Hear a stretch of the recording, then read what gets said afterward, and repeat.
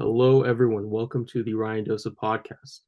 Today, we are joined by David Martin. David is a personal trainer, online coach, gym owner, and host of the Trainer Scoop podcast. He has trained extensively for natural bodybuilding and was recently invited to the Las Vegas for the Renaissance Periodization Summer Transformation Challenge, where he was photographed for their photo shoot.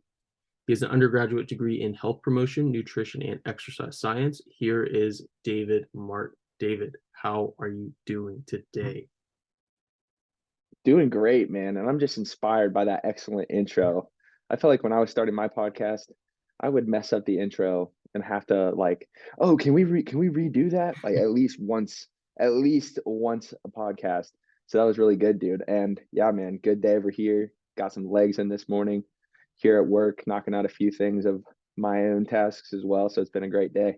How about you? Nice, man. Yeah, like I said, I'm 3 hours behind you in Cali right now. Woke up a few hours, had meal one, gonna train later, gonna hit pull most likely. We're gonna get really deep into training pretty soon here. But yeah, that's actually the first question I have for you. So, David, what's your training like right now? What's the easiest part? What's the hardest part? And then further than that, do you have any little nitty-gritty insights you can share with a more advanced audience? Yeah, man. I'd say training has been great recently. Coming from that pretty steep caloric deficit right before Vegas, like you mentioned, I've been up in those calories, bumping them up every couple of weeks. So it just feels great to be in the gym. I'm running push pull leg split. I honestly take a lot of inspiration off of the templates that we get from Team Full ROM. So I kind of of course, tweak those to like my specific volume and different things here and there. But that has been kind of like the layout of my training in terms of things that are feeling. I wouldn't say easy, but just like really vibing. Man, I have been getting like the best shoulder gains of my life over the past couple months, like over the past year, I'd say. And honestly, it is working in a lot of those principles that I learned from RP and Team Full ROM from that. But that's like a compliment that I've been getting lately. It's like, dude, what have you been doing for shoulders? Mhm. The stick in the mud for me because of I think just genetics, not knowing how to train them in the past, and working around injuries has been quads, of course. The forever struggle for a lot of us guys. But lately, it's been really good. Just kind of determining what type of movements have the best SFR for me, and what type of volumes are appropriate from the start to the finish of a mesocycle. So all that to say, I'm loving it, man. As always, I'm loving it. Awesome. Yeah, I think we're two peas in a pod there. I'm in the exact same boat. Delts, I'll do a set of delt and just blow up. And then my quads, man, I have to move heaven and earth to gain a centimeter on my quads. I don't know. Hmm. And yeah, you hit the nail on the head. The girl, females seem, they walk up a flight of stairs and just, you know, um, yeah. I, Yes. yeah, I don't what have you so yeah, in terms of nitty-gritty, I know for myself with quads, I have a bit of a my lower back's a little sus, so I can't so like for me, honestly, just leg extension, just hammering away at the leg extension, upping my volume helped, and then belt squat, like to get into that deep position, really get that lengthen that you can't get on a leg extension. I've been hitting belt squat, like myo reps, all that stuff. Um, what has been your kind of saving grace recently for quads? Yeah, man. I'll say with the quick context of what was it? It's about a year and a half or so ago. I was doing some crazy Bulgarian split squat drop set stuff, and I kind of popped the head of my femur out of the acetabulum, and that just kind of put a lot of strain on the ligaments of the hips. My hips got uneven and rotated. So a lot of squat patterns, which of course I love doing squat patterns, leg pressing patterns for quads, kind of came compromised and tough for me. So like leg extensions, like you said, big staple for me. The belt squat has been great as well. Like you said, like working more intensity techniques in the mix has been a big key for me. And then just kind of like checking my ego. I used to love back squatting, used to love going heavy on leg presses, taking that stuff out and really working other rep ranges, other styles of training has been huge. One quick revelation that I've had. Have you ever heard of Spanish squats? Spandex squats. No. Oh yeah, like they're called Spanish squats. So you get like a thick, like I use like the thicker orange band from Elite FTS, but like a thick resistance band, loop it around a squat rack, and then you loop that around the back of your knee. So you have that extra challenge in your extension as you're standing up from the bottom of a squat.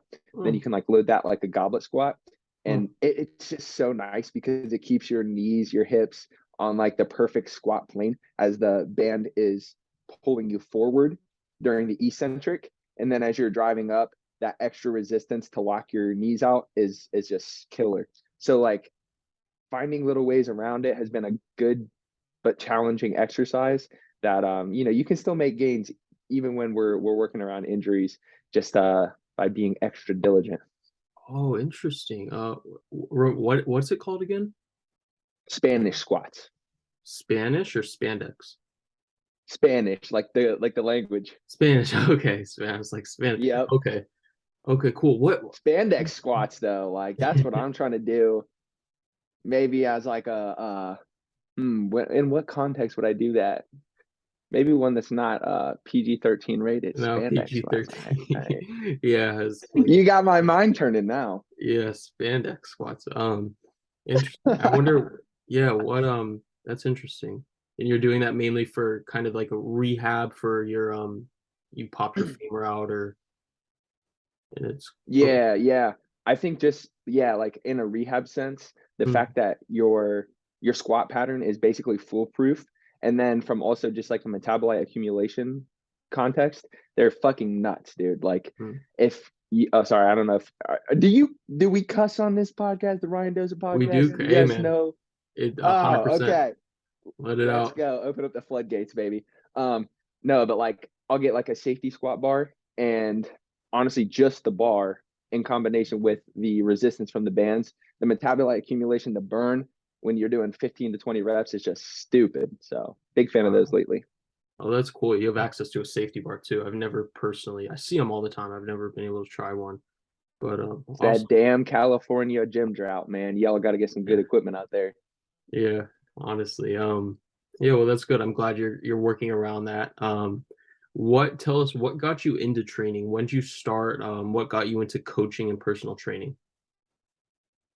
Yeah, dude, it was funny. I actually had a Facebook memory from 10 years ago today where I started hitting the gym. So that was like that's a great question with the timing of this.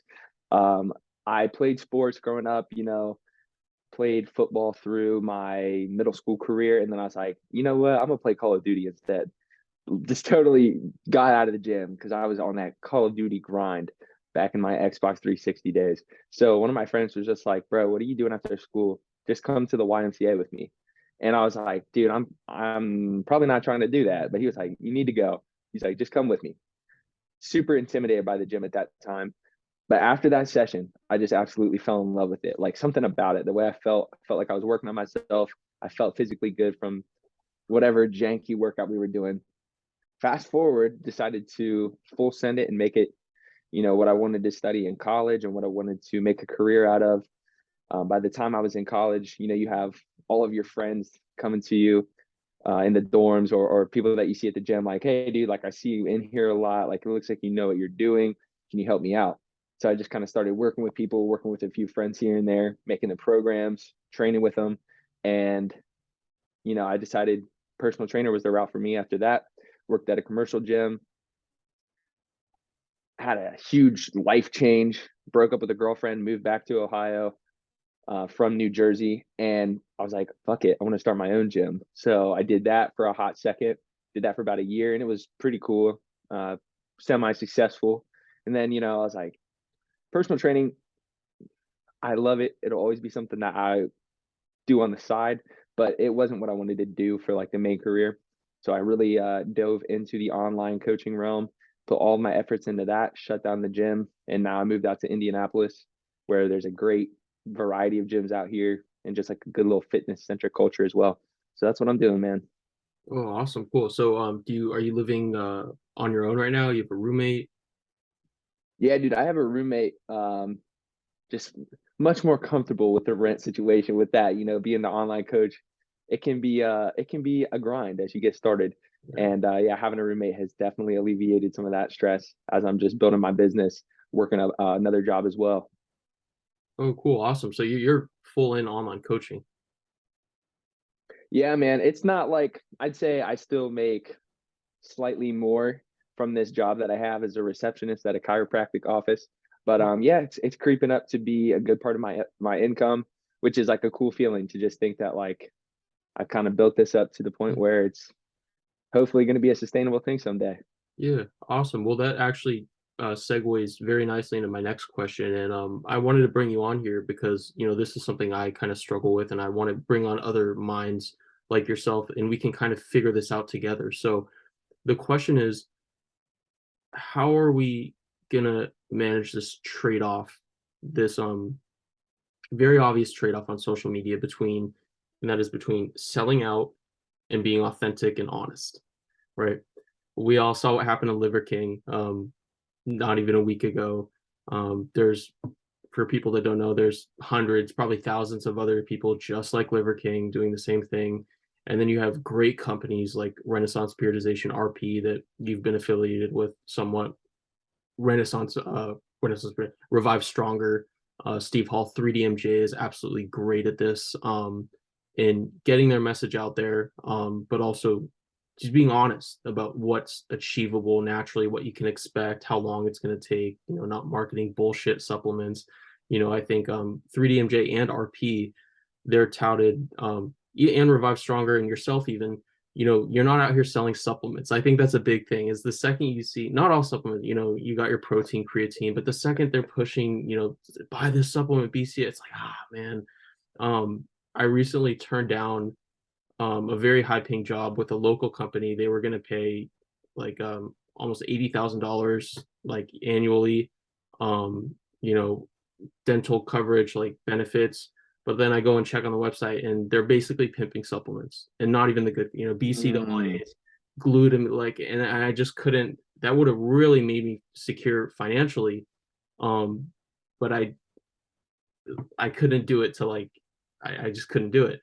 So, I mean, you're great at this. You're always putting out good, honest information. How do you think about this? Oh man, that's a great question. And dude, I'd like to say I would have done the same thing in your situation. How old are you by chance, by if you don't mind me I asking? just turned 24. I know I look really young, but I actually just turned 24. No, I figured you were like 23, 24. Yeah. I'm 25, so I'm not much older. Let's see. How do you go about yeah.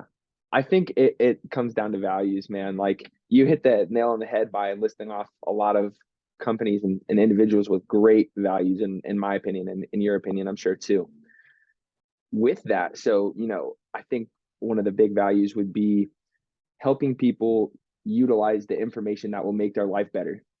It's through the avenue of fitness, but it's still like a way to a means of improving your quality of life and improving your mental and physical health.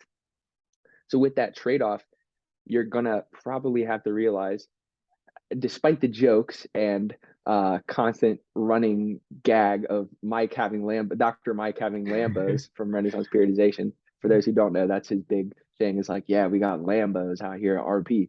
I think there is, I think the value of helping people has to be much greater than that financial desire to make a lot of money. At the end of the day, you can be very comfortable, with whatever you want pretty much, um, by providing honest information to help people. I think that over time, that's going to return and have a positive return on investment with your financial situation. However, when you start to get to that desire to make that fuck you money, like Liver King did, where it's just like next level, multiple millions of dollars, that's when you start to see that trade off of making money is more important than helping people. Um, all that to say, for guys like us, for younger guys, it's a big grind. I think everyone that we kind of like associate with, like Dylan, Max, all those guys that are probably like similar age group of us, have come to the realization that like we are in it for the long game. The shit isn't going to be like some like this is a kind of an existential crisis that I'm having right now. It's like I see all my friends buying houses, buying 2021, 2022 cars.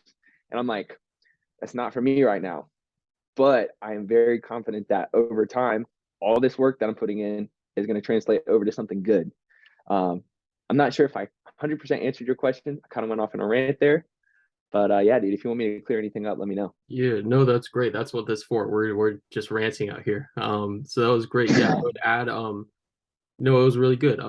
The Steve Hall's quoted as I asked Steve kind of the same question because I think he does a brilliant job at the balancing, like he's pimping himself, but like the brand, but he's not doing it in necessarily a dishonest way. He's posting all the time. I asked him, he's like, look, when he first started 10 years ago, he was doing 2 posts a day, 2 Facebook posts, 2 Instagram posts, just constantly. And he said, look, these people that you can kind of sell out really quickly. You can make that quick buck, but you're not going to sell shit twice. It's like, yeah, you might sell it once, but no one's going to come back if it doesn't work. So you put it on a graph, you're right, it's exponential. So what, Max and Dylan and all of us are trying to do, we might start out slow, but 2 years, 3 years, 4 years from now, you got a reputation for being honest, versus make that quick buck. Would you rather, add 20K to your yearly income right now and then go nowhere? Or would you rather have your yearly income right now and then add 5K every year for the next 30, 40 years? So Mm-hmm. it's Yeah. hella delayed gratification, man. It's hella delayed gratification. And yeah, it's just like with Liver King. Did you watch his apology video? I didn't actually watch the video, but I watched like some recaps of it. Okay. Well, yeah. So I watched it, and like everyone, so he rationalized what he did, of course, and he was basically saying he's like, look, he's like, yeah, I lied. He's like, look, you know, like whatever it was, 5,000 people per day or something like kill themselves, commit suicide. We have suicide is rising in, young men, particularly between the ages of like 25, 35, whatever. And he's like, look, like, he's trying to light a spark, light a fire. And then if you go on his page, you see, sure enough, he has all these supporters commenting like, yeah, like he lied, but like, look at all the good he did. Like he's inspiring people to get up off the couch. And it's like, okay, but I think about all the 16-year-olds that are looking at him like, I need to look like that. And they're eating fucking raw liver. It was like, what the hell? Like, so yeah, it seems really easy to rationalize these things, Again, I just come back. I Right. think Dr. RP does a great job, Revive, yourself. And I think it's good having, I think, a community like this where we can come together and talk about, what values we're thinking about. Liver King, he went on some podcast, but I think the podcast he went on, it was really kind of people pleasing. They wanted to just generate some clout. If he would hop on a podcast with like 3DMJ or something, you already know Eric would just be grilling him the whole time. So Mm-hmm. yeah, just getting checked. Do you have anything to add? Yeah, man. To me, and of course, I didn't watch it, but like, it's really tough to say that he is sorry for what he did in my mind. And I think that it's so safe and easy from a argumentative perspective to say like, oh, like we did this for mental health when mental health is such like a hot button topic right now. I'm sure he did have a positive impact on some individuals' mental health, but like you said, there's the equal fall off of like a 16-year-old kid being like, oh, I need to look massive like that, and that just kind of like affecting mental health in another way. But yeah, man, wild story. And there's so many instances that are like that. Maybe not as extreme, but so many instances that are like that. However, I really think the way you put it of like, would you rather increase your income 20K now or 5K over the years? That's like a great way to think about it. So well said. Yeah, sweet. Thank you. Um, yeah, man, delayed. That's the whole game, right? Natural bodybuilding, delayed gratification. Awesome. Mm-hmm. All right. Everything in life is an analogy of natural bodybuilding. If you really think about it, it's, everything, yes, everything. I swear. it's true. Yeah, it would probably shock a lot of the listeners to realize how much at least for myself how much I learned from natural body and just apply to life. So yeah, just Oh, dude. You're watching your prep and like the shit that you ate and how lean you got. Oof. Yeah. Wild, dude. I Wild.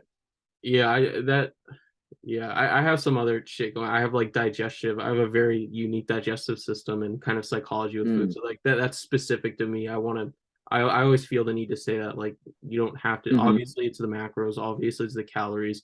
I think you did a much more. Your food probably tasted a lot better, but for me, that's the individualization aspect. For me, that's what worked the best. I enjoy doing that.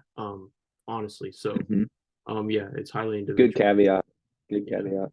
Yeah. Um, yeah. Are you still tracking your macros calories right now, or you're kind of just Yeah. So I basically you had to use the RP Diet app to enter that challenge, right? So yeah. I set it at maintenance after that diet, and then it ran out. And I've just been adding like a little bit of carbs here and there every couple weeks. Still weighing out my foods. Still kind of. I don't like track everything and put it in like MyFitnessPal every day, but like I stick to the same portions and then just increase calories and increase macros via carbs and fat.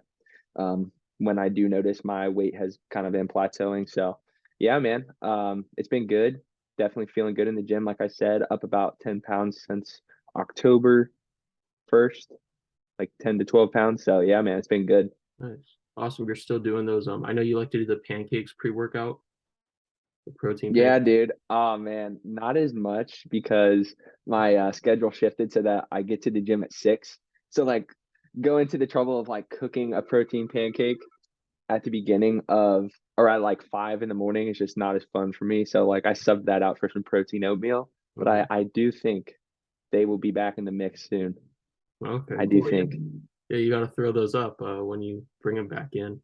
Um, with the You walnut already know, carbs, right? You man. do And the sugar-free syrup. right? Yeah. Shit, carbs about to be so high, I'm gonna be using maple syrup. Oh That's what I'm trying to damn, do. people. Hey, bougie out here. Um, Right?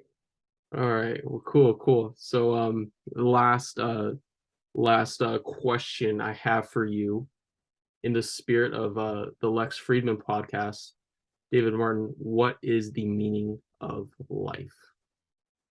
I knew you were gonna hit me with some philosophical shit. Yeah, for those who don't know, I see Ryan commenting back and forth with Dr. Mike on some like next level deep shit. So I was like low key expecting in the back of my mind. You had The to know. meaning You of had to life, know it was coming. right, right. The meaning of life for me is to kind of synthesize all the experiences I've had, good and bad, and then use them to improve, I guess, other people's quality of life, but like you could expand it to society as a whole because it's not always going to be directly to a person, but like so a lot of the and I'm sure you kind of alluded to this a little bit, like some of the negative emotions I've had with like my relationship to food. Um, Providing information to help people with that and improve their experience and help them learn is like a good example of kind of just like how I've synthesized my experiences revolving around health, mental health, and a variety of other things, and trying to just slightly improve this space where I can, man. That's what it's about for me. I like it. I like it. Yeah, it's very, try, you have the whole Nietzsche's whole take on it is, the role of suffering in kind of suffering has utility in that it's the spark that leads to progress in humanity. It's what makes us want to do better. If there's no suffering, there's no reason to progress. There's no reason to keep going almost. So yeah, that's very cool. Thank you for that insight. Um, and yeah, where can our listeners find you? Yeah, I'd say the most active place I find myself is Instagram. So my handle is at dmart, like Kmart, but with a D underscore training. So that's dmart training on Instagram. Also on YouTube now because they have handles on YouTube, which I don't know why that's just a thing in 2022. But I have a podcast, like you mentioned earlier, the Trainer Scoop, which is on Apple Podcasts, YouTube, Spotify. And I'd say those are probably the best go tos for me. It's YouTube, podcast, and Instagram. Awesome. All right, folks, that has been the podcast. Thank you for listening and have a great day. David, thank you for coming. Appreciate you, man.